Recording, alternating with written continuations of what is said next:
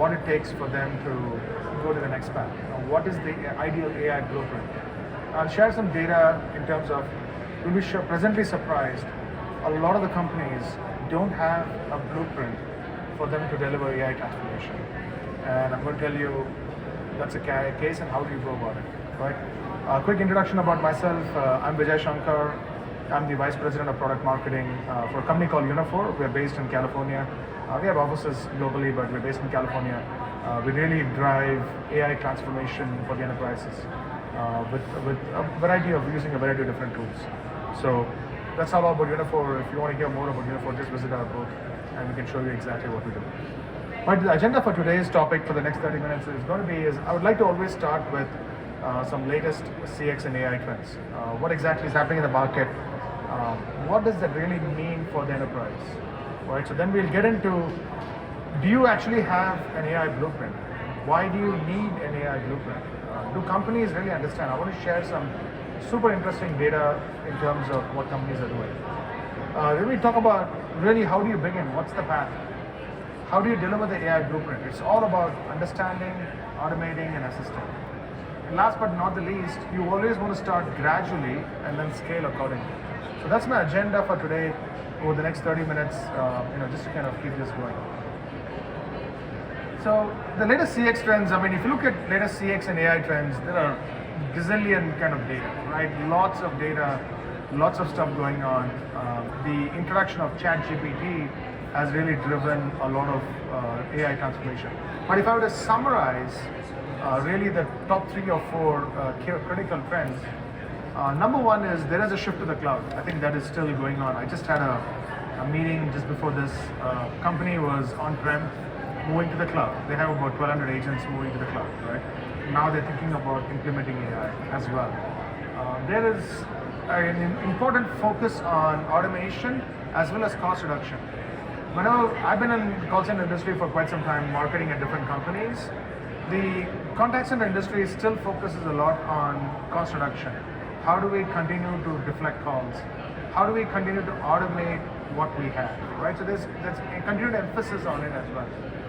There is obviously the famous term generative AI is there. I think everybody is on generative AI.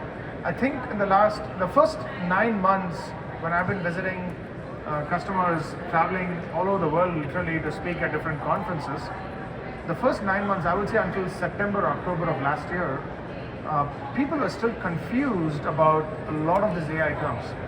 Now there is, the last, I would say 5 to 6 months, there is a better understanding of how generative AI can really apply itself to the enterprise. It's one thing to use ChatGPT and get your travel itinerary to go to Bahamas, but it's a different thing for the enterprise. There are a lot of considerations to happen.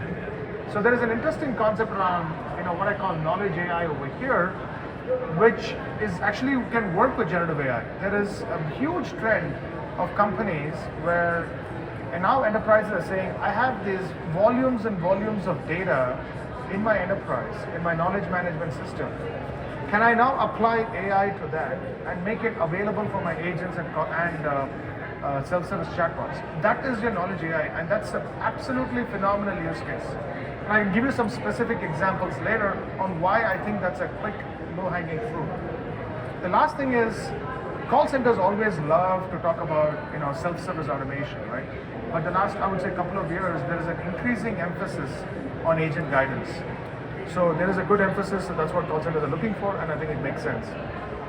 So what does this mean for the priorities leading in 2024 and beyond? And I can't believe we're almost in May right now.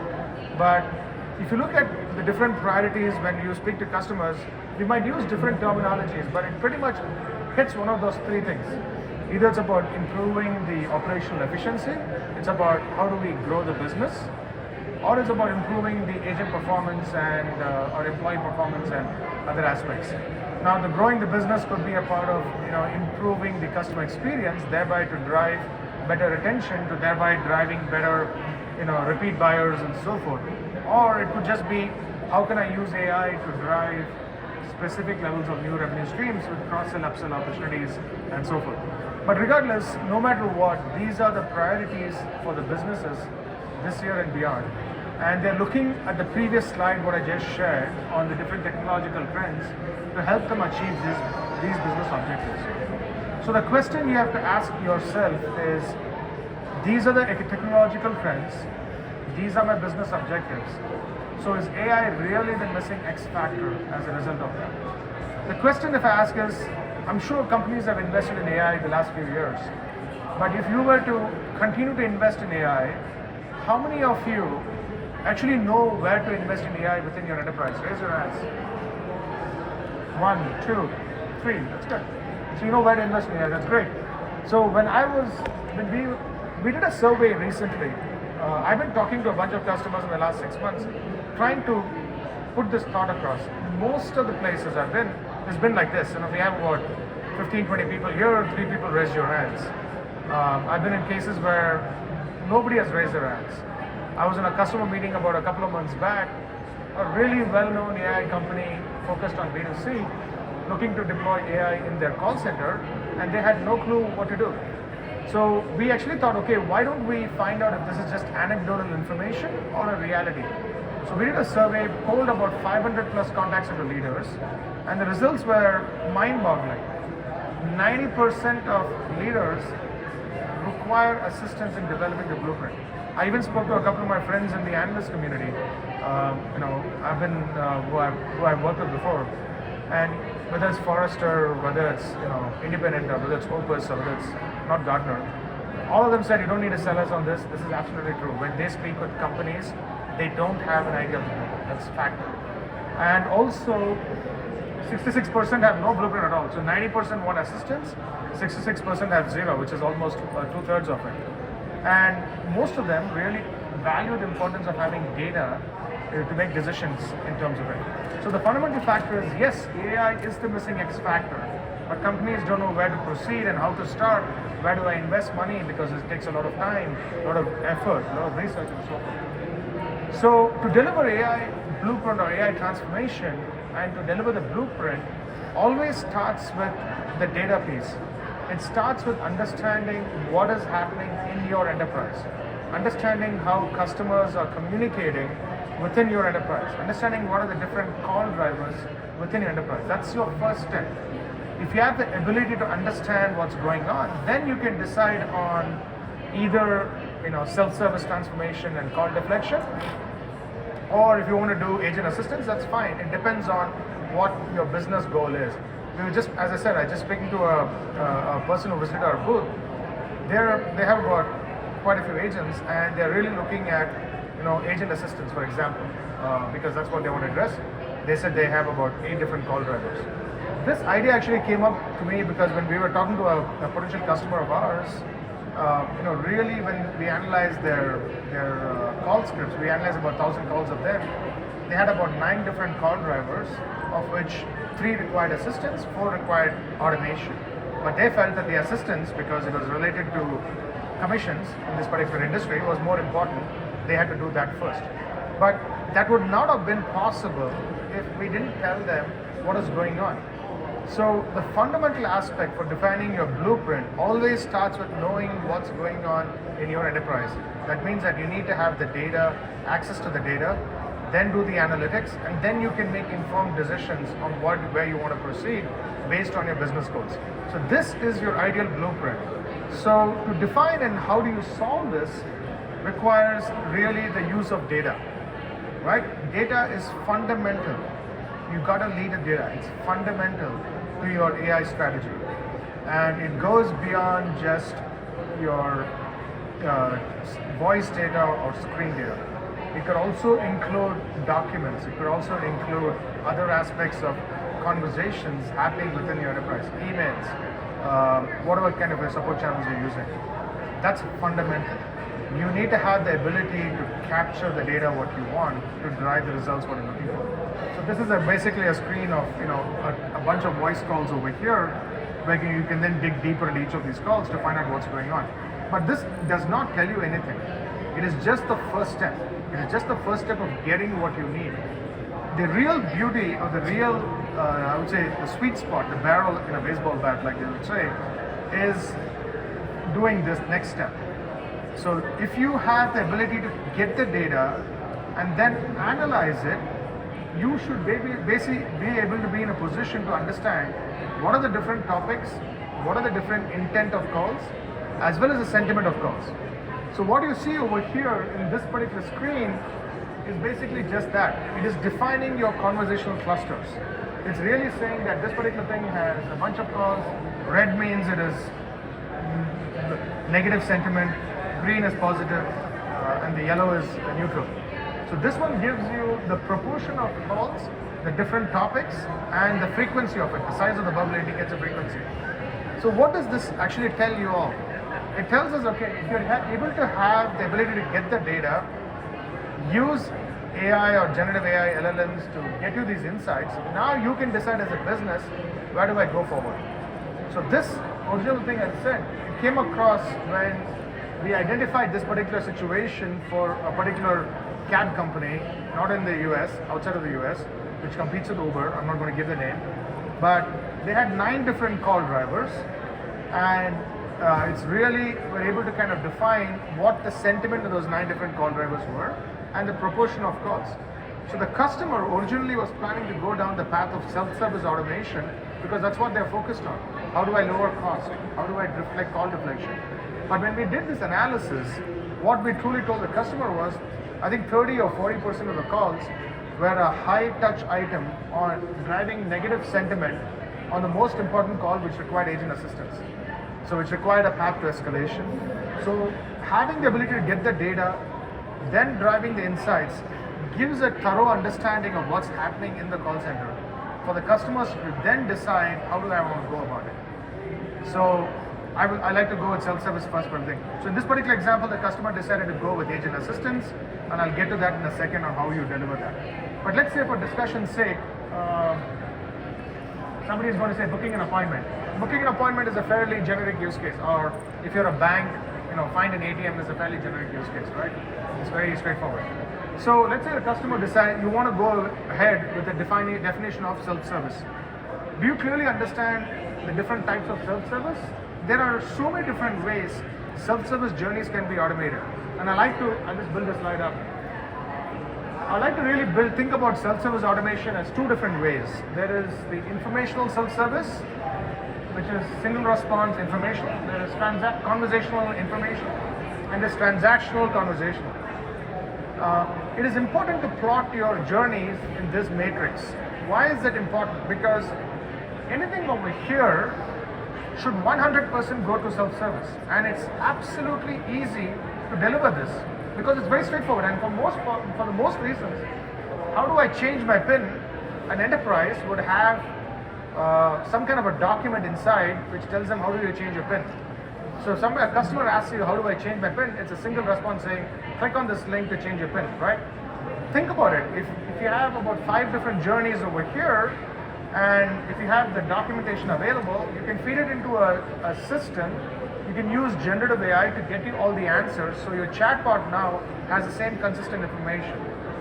If you are trying to solve this is fairly more complex because it requires integration, it requires multiple interactions, and it requires much more fine-tuning required.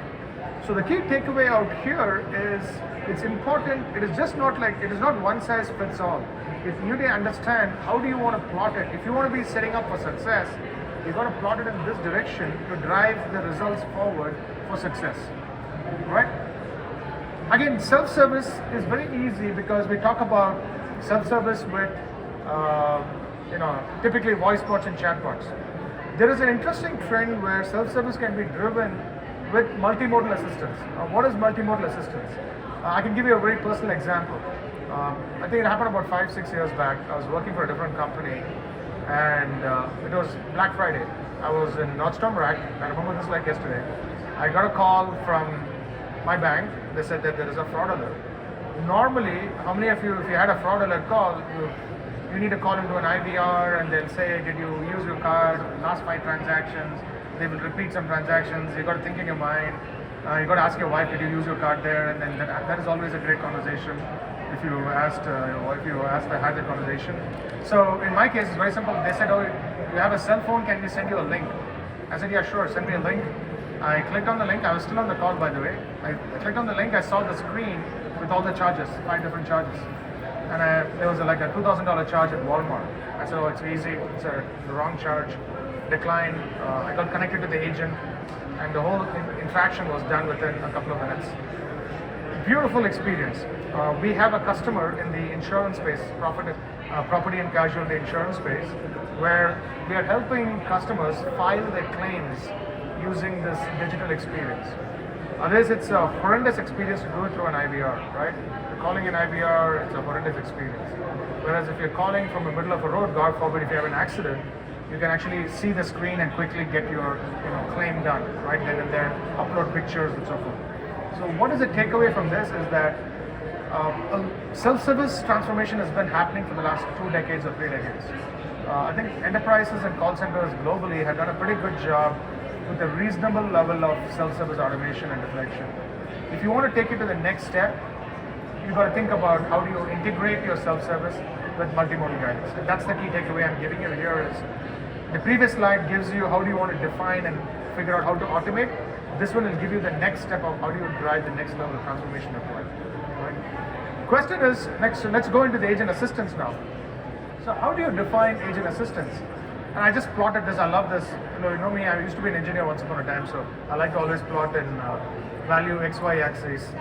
So the plot, this is again very good, right? If you know all your journeys, remember 2 slides back, I showed you all the different topics, right? If you plot them in this graph, where x-axis is value to your enterprise, y is value to the customer, anything over here should always be self-service because it's low value for both. There's no point spending high value input. Anything over here is always should be sent to the agents. So in this case, I had disputes, fraud, no-brainer. In our case of our customer example I gave you, they had this commission issue over here. This gives you a good graphical view or a visual view of how do you want to plan your agent assistance or agent assistance journeys. Also in this case, it's possible to do half the journey through self-service if required. If something is right over here, like payments and funds transfer related, this could be partly done through self-service and then you transfer the call. Whereas this over here, status of money transfers, guess what? You want to send that to the agent right away because it's a high value. If you send them through an IVR, they're going to go crazy. So this again is a great way of deciding your blueprint in terms of how do you want to go ahead and define your agent assistance journeys going forward. And with agent assistance, again, let's talk about how do you get it even better. So I talk about the same knowledge capability, right? I've had about 60 to 70 different conversations with different companies in the last 2 or 3 months about the value of knowledge. So a lot of the companies have tons and tons of documents, PDF files, old knowledge management systems, and they want to provide that information in real time to agents when they're handling calls, so that the same consistent information is being provided. I can give you a personal example. I was traveling to London in November. I called into American Airlines and I needed an upgrade. I called in day one. I was flying British Airways, but it was an American flight. I called for an upgrade. The agent said, oh, well, we can't upgrade you because you're flying British. So I called back in 48 hours. Again, I knew that the answer was wrong, but I called back in 48 hours. And the next agent said, oh, yeah, absolutely. We'll put you on the wait list. There are no seats available. It's fine. So same question, same situation, 2 distinct answers. Probably agent A had her own private database where she was doing with the wrong answer. Agent B had updated information and they were going through that information. Now think about it from a customer experience standpoint. In my case, probably I was stuck because my flight ticket was booked. But if you want to provide consistent responses, the knowledge can be a picture. So if you have all the different agent journeys, and if you have the step-by-step guidance on how you want the agents to handle those journeys, if you feed it into a you feed it into an AI system, it can automatically get the answers required for the agent. And I think that's a huge value add. This particular, you find more and more companies talking about this. Some companies call it knowledge AI, some companies call it search AI, cognitive search. You find all of these different terms, but that's what it is. It's the ability to read the information from documents and drive that information to the agents or customer or chatbots immediately and giving them the ability to search for it. Huge value add, a quick business ROI case. Second one is summarization. This is such a no-brainer. With generative AI, it's a no-brainer. I mean, we are anyway using transcription, you can just use generative AI to give the summaries. Why do you have agents write notes? It's like it's a huge time saving. It drives better results, more accuracies. So these are two distinct cases. Once you've identified the agent assist journeys, this is how you can plan to automate and provide guidance to the journeys, to the agents, in terms of where they want to go forward. All right? So this is all great. How do you, the question always I ask is, how do you scale, I'm still on time, that's good. How do you scale your typical transformation, right? Do you start and go forward or not? So I always like to build it this way. So my thinking is, this is just a path, this is my thinking. If companies need to first figure out all the informational type of conversations, those have to be automated. If you want to drive quick ROI, that's your starting point. You want to think about it, how do I automate it? So thereby my customers get the right responses, and we're also able to save costs. Transactional is more complex, right? It requires integration, it requires multi-intent detection, it requires a little bit more complex. So this is a gradual process. Personalized is even more complex because here you want to understand who the customer is, why they're calling, which intent are they calling about, how do I personalize interaction.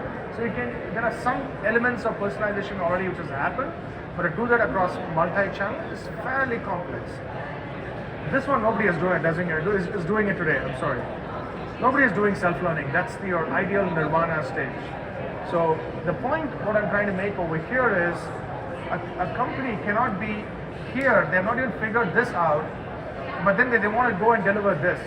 It's not going to happen. This is your ideal nirvana world.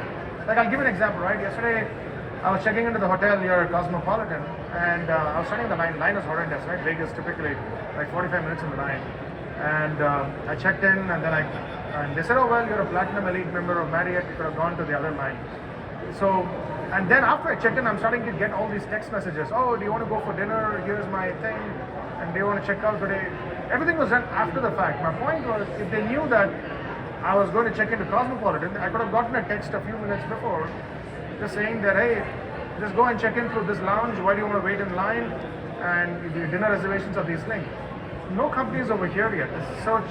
This is eventually going to be the case. So the key takeaway here is understand where you are in your maturity of your AI. And it has to be a gradual process. AI is a very complex transformation. It requires lots of understanding of who the company is, who you are, and the process has to be gradual to get you to the stages where you want. And AI requires lots of tuning along the way as well. So if you want to be set up for success, it's important to understand where you are in the AI journey, understand your business, and start the transformation gradually, and maybe in some stages through single channels and multi-channels. So in closing, just a quick takeaway. AI transformation requires a blueprint. You absolutely need to know what's going on in your enterprise to plan your transformation going forward. Are you sure you want to do self-service? Are you sure you want to do agent assistance? Are you sure you want to think about doing both at the same time? That can only happen if you have a thorough understanding of what's happening in your enterprise. And to do that, the number one criteria is data is fundamental. You need to have the access to, you need to have the ability to access your data to do your AI transformation. That's fundamental. And once you do that, you can then understand, automate, and assist. So if you have any further questions, if you would like to see a demo, and I'm happy to take some questions here, but if you want to see a demo, please visit our booth number 4020, right around this corner. We're happy to show you the demo of how all of this works.